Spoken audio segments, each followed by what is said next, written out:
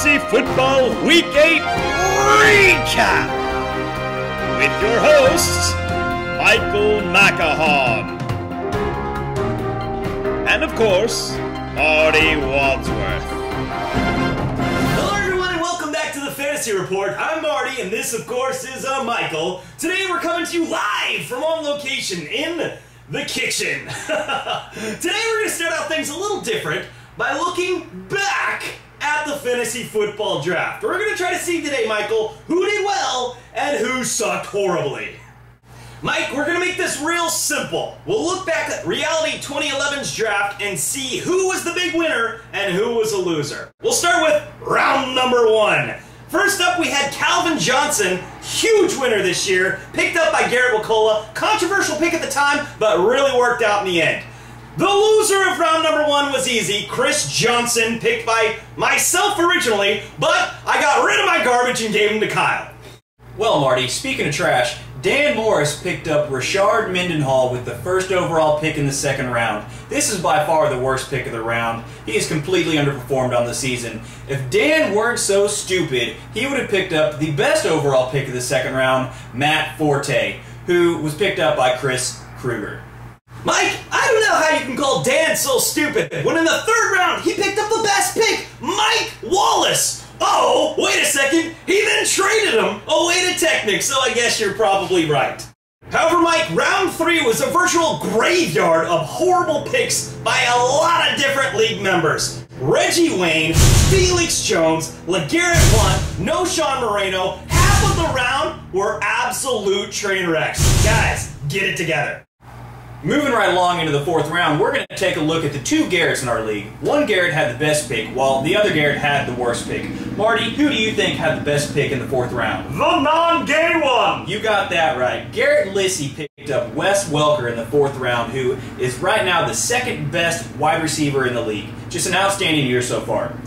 And with by far the worst pick in the fourth round, Garrett, the Dolphin Raper Workola, stuck with his ways and picked up Reggie Bush. This man has completely underperformed, barely gets any carries, and is by far the worst pick in the round.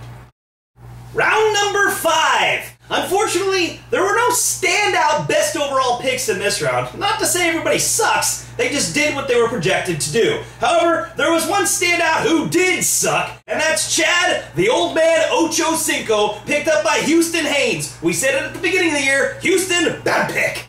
Now moving along to the sixth round, there really weren't any standouts in this round so far. Everybody's pretty much on par for where they should be. But of course there always is a worst pick, and that does go to Mikey Kruger with Mark Ingram. He is just completely underperformed on the year. And finally, for round 7 through 16, we're going to do the best of the rest. For that, we've got to start in round number 7, where Nick Smith picked up Steve Smith, no relation. Mr. Smith has been doing an amazing job, number 3 receiver in the entire league, great pickup. Next up, we've got Fred Jackson, near and dear to my own heart, picked up in round number 8. He's the number 2 running back in the entire league, huge value there. Jimmy Graham, who had him? Me too! Number 1 tight end in the entire league, picked up in round number 9. Amazing pick by me, well done. And finally, we've got Darren Sproles. Quite honestly, Mike, might be the best pick of the draft. Sproles, round number 11, is a top 5 back. Simply amazing stats from an 11th rounder. Way to go, Garrett the gay one. Now, if you did not hear any of your picks or players mentioned in this last segment, there's a reason for that. We don't like you, and there's a very good chance that you will not be a league member in this league next year. Cool! Okay, moving along to a new segment we call, What Are They Talking About? What are they talking about? Okay, Marty, so what I'm going to do here is read off a few sentences, and you have to tell me, what are they talking about? Got it. Okay, here are your choices. Football or porn? Okay, so football or porn? Correct. Okay, question number 1. We had our hands full with cocks all day long. Now, that's easy, Mike. That's got to be porn. Incorrect, Marty. That is actually football. We were talking about Jacksonville Jaguars defensive back Derek Cox. Of course! Cox gets it done every time. That's what she said. Yeah. Okay, number 2, Marty. Here we go. We kept getting deep penetration, deeper and deeper every time, but we could not get the job done. All right, you fooled me with the first one, Mike, but that's definitely porn. Incorrect, Marty. We were actually talking about San Diego's 3 trips into the red zone against the Chiefs, but could not score a touchdown. Lightning bolts! Okay, question number 3. That is the best thing I have ever seen. He's got a big one, all right. I know this one, Mike. That is John Madden talking about Brett Favre's arm strength. Incorrect, Marty. That is actually Ron Jeremy talking about the size of some other dude's dong. Ron John, of course! Not off to a very hot start here, Marty. All right, moving right along. Question number 4. What you have to do is put your hands in real deep, put firm pressure against the backside, and then wait for it to come out. Okay, that is how to take a quarterback snap from a center. Incorrect, Marty. That is actually how me and the missus do a little bit of foreplay. Okay, number 5. Last question here. Let's see if you can redeem yourself. Harder, harder. Give it to me harder. You know how I like it, Big Daddy. Now it's time for the money shot. That's atrocious, Mike. That's obviously porn. Incorrect, Marty. That's actually football. That was Jim Nantz complimenting his camera crew after capturing some very good footage. Wow. Jim Nantz, you're a dirty dog.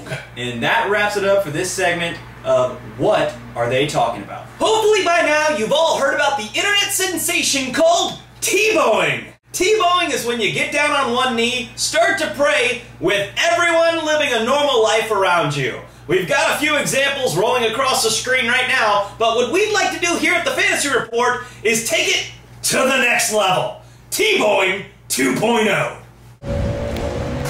Hey, Billy, you want to have a catch? Man, you got it! Lord, please help me throw an accurate pass to this man who kinda looks like Santa Claus. Tebow! Lord, please make sure I hit this pregnant woman in the hands, not the stomach. Hands, not stomach. Hands, not stomach. Tebow! Lord, help me to throw this ball as far as I possibly can. Tebow power! Tebow! Lord, this man is 5 feet in front of me. Let me complete a pass, please! Tebow!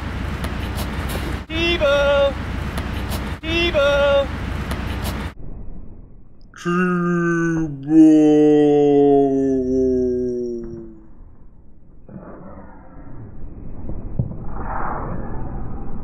Wow, Marty, that's some pretty interesting stuff. It looks like T-bowing 2.0 could really catch on.